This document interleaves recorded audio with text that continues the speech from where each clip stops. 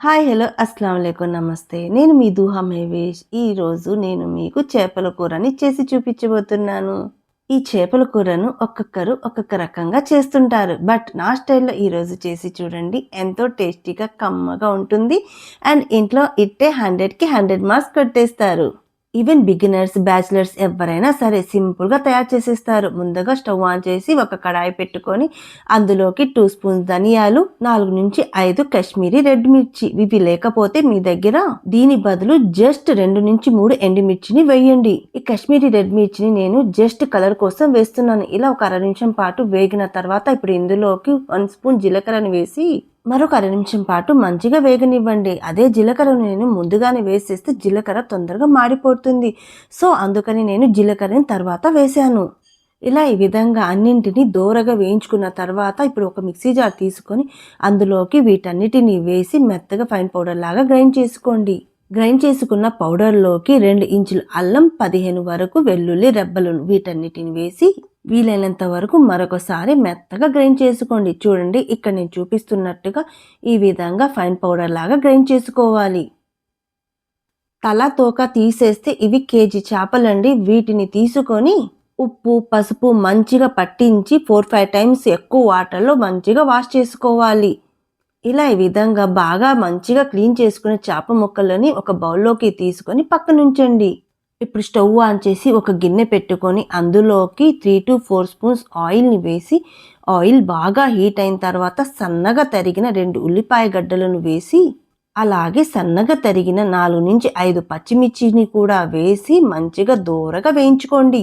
ఉల్లిపాయలు మొత్తం బాగా వేగి కొద్దిగా రంగు మారిన తర్వాత ఇప్పుడు ఇందులోకి మనం గ్రైండ్ చేసి పక్కనుంచుకున్న మసాలాల పౌడర్ని వేసి 1 నిమిషం పాటు మంచిగా కలుపుకోండి. వీలైనంత వరకు ఈ మసాలాను మీడియం ఫ్లేమ్ మీద ఫ్రై చేసుకోండి.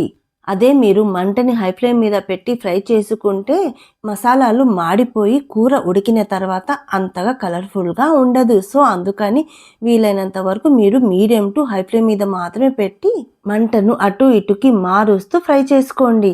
ఇప్పుడు ఇందులోకి 1/2 కప్ కోకోనట్ పేస్ట్ని వేసి మరొక నిమిషం పాటు మసాలాలన్నింటినీ మంచిగా దోరగా వేయించుకోండి. ఆ తర్వాత ఇందులోకి 1/2 స్పూన్ పసుపు, 2 స్పూన్స్ మిర్చి పౌడర్ని వేసి మరొకసారి మంచిగా కలుపుకోండి మసాలాలన్నింటినీ. ఇందులోకి మనం వేసిన మసాలాలు మొత్తం మంచిగా వేగి ఆయిల్ని పైకి రిలీజ్ చేస్తుంది. అప్పటి వరకు మంచిగా మసాలాలన్నింటినీ ఫ్రై చేసుకోండి. చూడండి ఇక్కడ నేను చూపిస్తున్నాను. ఇలా ఈ విధంగా ఆయిల్ కాస్త పైకి రిలీజ్ అయిన తర్వాత ఇప్పుడు ఇందులోకి 2 గ్లాసెస్ వరకు వాటర్ని వేసి వాటర్ మంచిగా మరగనివ్వండి. ఇందులోకి వాటర్ని వేసిన తర్వాత తగినంత సాల్ట్ని కూడా వేసి ఒకసారి మంచిగా కలిపి చెక్ చేసుకోండి. రుచికి సరిపడిందా లేదా అనేది. అవసరమైతే కొద్దిగా సాల్ట్ని వేయండి, లేదంటే స్కిప్ చేసేయండి. ఇప్పుడు పైన మూత పెట్టి మసాలాలు మొత్తం బాగా ఉడకటానికి ఒక 5 మినిట్స్ వరకు అలా వదిలేయండి. 5 మినిట్స్ తర్వాత ఒకసారి పైన మూత తీసి చెక్ చేసుకోండి. మీరే ఇలా ఈ విధంగా వాటర్ మరుగుతున్నప్పుడు మనం ఫ్రెష్గా క్లీన్ చేసుకున్న చేప ముక్కల్ని ఒక్కొక్కటిగా మసాలాలోకి వేసి ఒకదానికి ఒకటి అంటుకోకుండా కాస్త డిస్టెన్స్లో ఈ చేప ముక్కలన్నింటినీ వేసి పైన మూత పెట్టి కూరని మంచిగా ఉడకనివ్వండి. ఇప్పుడు మీరు మంటని హై ఫ్లేమ్ మీద పెట్టి 5-7 మినిట్స్ వరకు కూరను ఉడికించుకున్నా ఏం పర్వాలేదు. కూరలో ఎక్కువ వాటర్ ఉంది కాబట్టి మనం కంగారు పడాల్సిన అవసరం అయితే అస్సలు లేదు.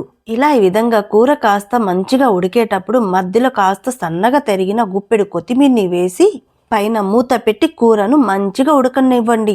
కొత్తిమీరని వేసిన తర్వాత మంటను మీడియం ఫ్లేమ్ మీద పెట్టి మరొక 5-7 మినిట్స్ వరకు కూరను మంచిగా ఉడకనివ్వండి. ఇక్కడ నేను చూపిస్తున్నట్టుగా ఒక క్లాత్ తీసుకుని గిన్నెను ఇలా రౌండ్గా తిప్పండి.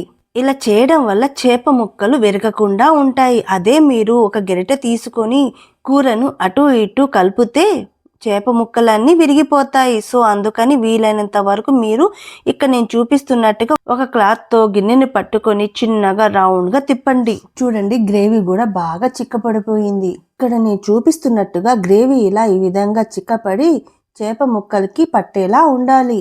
అప్పుడే మనకు కూర ఎంతో టేస్టీగా ఉంటుంది. ఇలా ఈ విధంగా గ్రేవీ చిక్కబడిన తర్వాత మరొకసారి సన్నగా తరిగిన కొద్దిగా కొత్తిమీరని వేసి పైన మూత పెట్టి 2 నిమిషాల పాటు మంటను లో ఫ్లేమ్ మీద ఉంచి ఆ తర్వాత స్టవ్ ఆఫ్ చేసేయండి. అంతేనండి, సింపుల్. కూరను స్టవ్ మీద దింపిన వెంటనే సర్వ్ చేసుకోకుండా ఒక 10 to 15 మినిట్స్ వరకు అలా చల్లారిన తర్వాత మీకు నచ్చినట్టుగా సర్వ్ చేసుకొని ఎంజాయ్ చేయండి. మరెన్నో కొత్త కొత్త రెసిపీ వీడియోస్తో నేను మీ ముందుకు వస్తుంటాను. తప్పకుండా లైక్, షేర్ అండ్ సబ్స్క్రైబ్ చేయండి. మీరు ఇచ్చే ప్రతి ఒక్క లైక్ నా నెక్స్ట్ వీడియోస్కి ఎంతో మోటివేషన్ ఇస్తుంది. సో తప్పకుండా లైక్, షేర్ అండ్ సబ్స్క్రైబ్ చేయండి. నా ఛానల్ని ఎవరైనా ఫస్ట్ టైం చూస్తుంటే ముందుగా సబ్స్క్రైబ్ చేయండి. Thanks for watching video. Bye.